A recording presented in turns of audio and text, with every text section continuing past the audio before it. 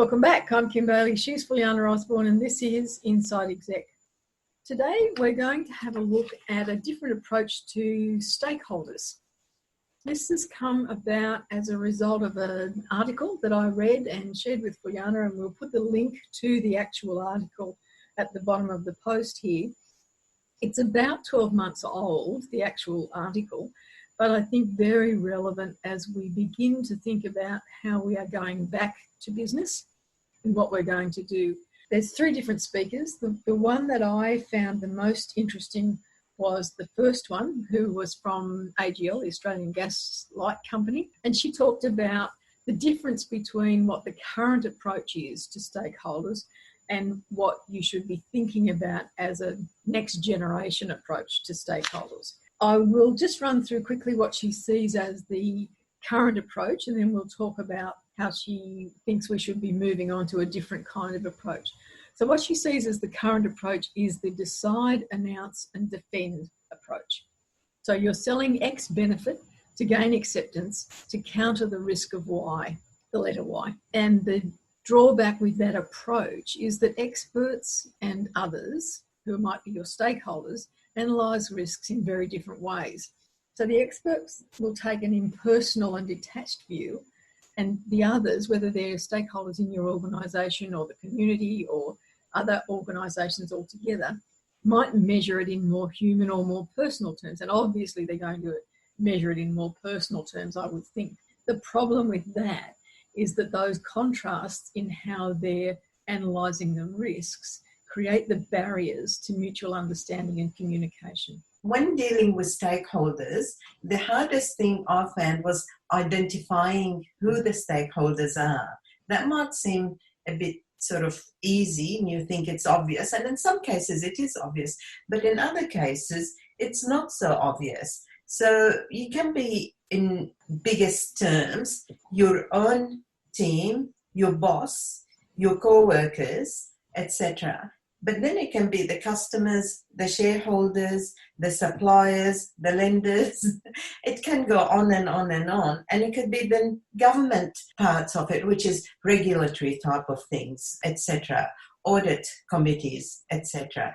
So that sounds like a bit daunting, but it isn't. It's also, it's the first thing you do is have a look and say, well, this is what I'm doing. Let's say it's a project in the corporate office, or we having the council, which is we having an initiative to upgrade the roads or whatever. Who really would be affected by this?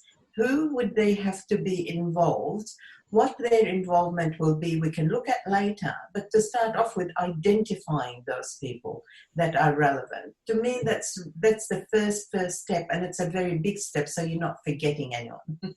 In our corporate lives, we probably do that without identifying that that's the exercise that we're doing. So we'll do things like we'll say, well, who's talking about us? So they must be stakeholders. That's the company view there. That's the company stakeholders who is talking about us. But we should probably talk to someone about this project. And so that's more about stakeholders within the project rather than the company. Or we need to talk about this, and that's more about the issue itself, not so much a project. So three levels almost of stakeholders that you need to identify, or three areas that you need to think about in terms of stakeholders. That's right. The next thing is to do some analysis. A lot of those stakeholders, you are familiar with them or as a similar group for other times you dealt with them. So you might have an existing relationship with some of this. So those analysis and getting the data to back you up, you already got a relationship with, and you need to continue and cement that relationship. If you've got a relationship that needs fixing, mending, you've got to get that done or get it back on an even keel. If you don't know that person or group, you need to establish that. And you need to establish that by getting to know them and getting that respect and trust happening. So a relationship building right at the beginning. One of the most important things, as you can keep saying all the time, communication, communication, communication. That's really important. And also asking them and not telling them what they need. Yeah. Listening and getting to know what their needs are. To some people, that sounds like, well, it's no point asking them because I can't do this, this and this. I rather bring that up front, listen about their needs and don't close anything on and off. Just take it all into place and throughout the process, identify what's doable, what's not as a group and not just shutting them down before you hear what they have to say and why. There might be another way around what they need. It's interesting that you talk about it in that way because this particular article then goes on to talk about how we should be engaging with stakeholders once we've identified them. And it's about a declare, acknowledge, vision and evaluation approach. And the first point about it is that it means talking with our stakeholders and not at the stakeholders. And then goes on to talk about how you can do that. And then it is about, if you're having a meeting, ask them for the agenda items. Focus on their concerns, not the identified benefits that you think they should be interested in out of the project. But what are their concerns? What are the barriers? In sales terms, if you've got a sales group that work with you, one of the things that we used to focus on in training was counter the objections. Think about the objections that people are going to have when you go into that situation and talk to them. Talk to the objections and make it transparent, make it clear that you understand that they have concerns, that you're not trying to sell them anything because the barrier goes up as soon as they feel like they're being sold something, that they become invisible to your outcome. So it's about focus on the concerns, not your identified benefits. Share draft reports of the meetings to show that their input is helping to shape the project rather than just present them with the final project report at the end of the time, so that they don't know anything other than they went to this meeting. Now, how many times, really, have we gone to meetings where we've been asked for input, where we've done our research beforehand, where we've been responsible enough to say, this is the position of my group, my company, my department, whatever it is. And then 6 months later, we've been presented with the final report and you have to wade through it to find out whether you've actually had any input or not. Communicating throughout the relationship, throughout that. So you took us back to right at the draft stage. That's very, very important rather than then they know they are actually inputting and being listened to and taken into account. Yeah. But throughout the process, you need to keep checking how the relationship is going. And somebody might be totally happy to start off with and start losing interest. You need to be on top of that, or it could be the other way around. You might think, oh, this person is being very negative, and in your mind it's negative and you're kind of working on that. But what you realize as we moved along, that person could see where we're going and will be a positive contributor. One of the other things that I found is stakeholders are all obviously different and individual, and some of them like to be more engaged than others. Now, with the ones that seem to want to be engaged and they every step of the way, they want to know everything. Okay, but don't do that 80-20 rule where you're giving them all the airtime, all your attention, forgetting about the ones that are not as engaged by choice. But you keep an eye on that because those people could be the supporters, the ones that will give you some more positive input, and they're the ones that can get things undone because you didn't check with them, and then you're 3/4 there and they say, oh, what about? And that hasn't been covered. Not everybody is as engaged, but it's your job to make sure that you don't forget one over the other. I think too, in that communication with your stakeholders, that you should always use plain English, and we recommend plain English communication for all sorts of things. In saying that, you shouldn't assume that your stakeholders don't want to know the technical details as well. Now, I have a wonderful example from many years ago where my parents have a farm and there was longwall mining proposed to go underneath.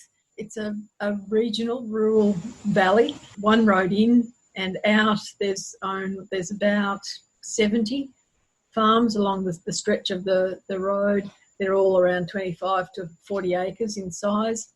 They had a community meeting.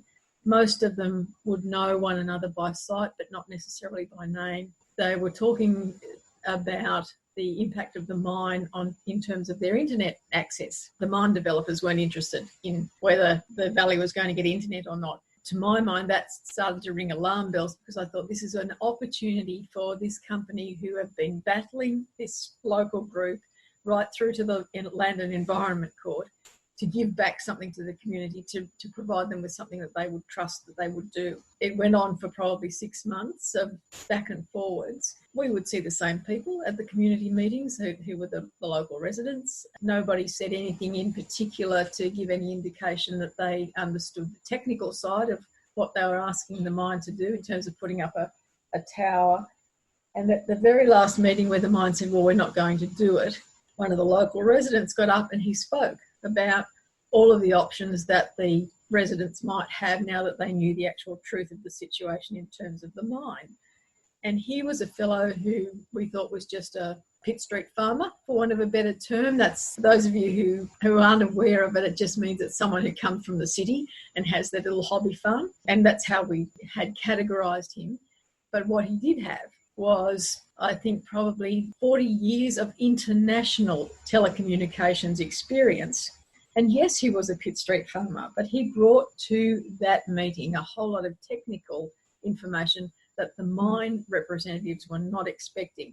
And so the meeting went a very different way after that. So my message out of it is certainly talk in plain English in terms of meeting with your stakeholders, but don't assume that they might not want to know the technical detail as well. Don't forget your internal stakeholders either. Stakeholders can get put offside by finding about what stage you're at and where you're at with the project, whatever sort of project, from some other stakeholders, particularly external. Now, you've got a whole lot of resources and talents as part of your team or internal departments, whatever you want to call them, and therefore don't ignore them, treat them exactly the same as any stakeholders. They're very important to the project. The other thing is talking about the scope of the project. A number of arguments happen about the scope, because somebody would say, but I need this, and this is, you're not doing that, and why isn't that in? So early in the piece, you've got to agree about the scope so that you stay within the scope and don't have what they call a scope creep. You start doing something and then somebody else says, I want this, I want that. Before you know it, the scope has got out of hand. You will never be able to deliver on it. So people say, so should we ignore things that are suggested that are good? The answer is absolutely not. What you say, this project, this is what we're doing and this is what we agreed as a scope. It can work perfectly up to a point. Now, if we need to do other things, that could be the next project and stage 2. We have to put it up for agreement. So we won't ignore it. We harness all the good information, but we do not just allow people to take us left, right, and out of the scope. And along with that, I think it's about finding independent monitoring and evaluation. So I think you should agree with your stakeholders that you will have some independent monitoring and evaluation, that you share the data and the results, even if those results contradict what you were expecting or what you forecast would happen, because transparency and trust go hand in hand. You can't have one without the other. That's true. The other thing is, as part of your team, you might have consultants working on different aspects of it. I've been very fortunate and have worked with fantastic consultants. They were absolutely needed for the project. However, it'd be remiss of anyone to let that knowledge then at the end of the project just disappear. So what you need to do is harness that information and that contribution and make sure that knowledge is transferred and harnessed by existing members of the team. That will do a number of things. One is you'll be able to continue with the success. You'll help your people grow new skills as well. The last point that I had that I got out of the article was about the moral relevance of stakeholders. I think that if you're the one who is engaging the stakeholders, you have to acknowledge that they might not be happy about the project. Yeah. And in acknowledging that, you're not focusing on why they don't want it, because the focus on why they don't want it takes you away from the fact that it is already happening and that what you're asking is for their input. You're not, the decision is already made about the project itself. And yes, you might not be happy about it. And I guess it Often that would happen more in terms of infrastructure projects, where we would look at some big construction projects and say, well, you know, the community stakeholders are not happy about this tower going up, this highway going through, whatever it is.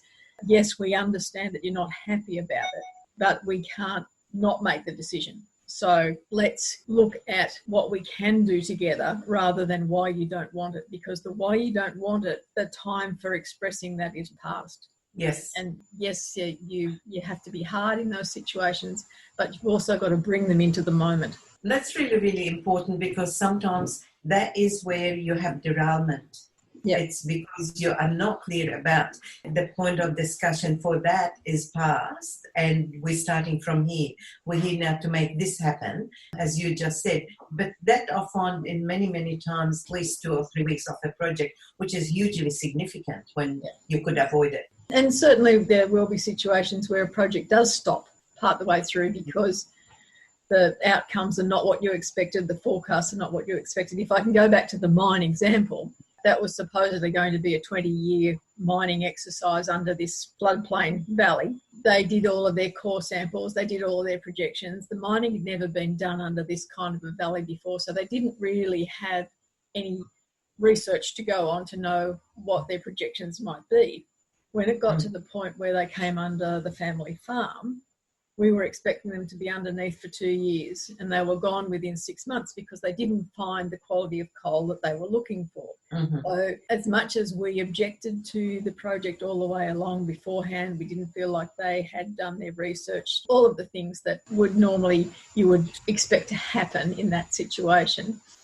Once we knew that the mine was happening, it happened, and the outcome was better for us in the long run because it didn't go on for as long as we expected. Yes, there was damage, but we knew that there was going to be damage, and the damage was within the parameters. They didn't take responsibility of it, but you know that was all of the discussion beforehand. The fact that you are clear with your stakeholders, transparent with your stakeholders, and you've got developed some level of trust, that evaluation that we talked about just a little while back, of having that done independently, means that if there's a change to the project, well, it changes, and you don't have to, at that point when it does change, you don't say, well, I told you so. You don't sit back as the stakeholder or the manager and say, well, yeah, we knew this was going to happen. And, you know, it's just, okay, the decision's been made, let's move on to the next thing.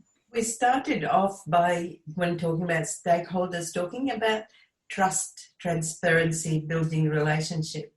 Always remember that stakeholders for this project, and some of them will be stakeholders for other projects as well. Relationships are not confined to a timeline or to a specific project. They go beyond that. And then your reputation and their reputation. So think of it in a trust, transparency, etc., long term as well as short term. It's about your brand. It's about you being ethical. It's about you being true to what you say. And this way, that relationship then is two-way between you and a stakeholder, not just for here and now, but for other projects and situations as well. Absolutely, because the outcomes, regardless of whether they're positive or negative, can be sustained well beyond that actual project or that actual activity. So you've got to think about long term. This is just an activity, basically, that involves these stakeholders, but it'll be a string of activities, a chain of events that will carry you through or carry the business or the organisation through. Okay, well, I think we've covered that topic fairly well. As I said, we'll put the link to the article on the bottom of the post, but for now, I'm Kim Bailey, she's Fulyana Osborne, and this is Inside Exec.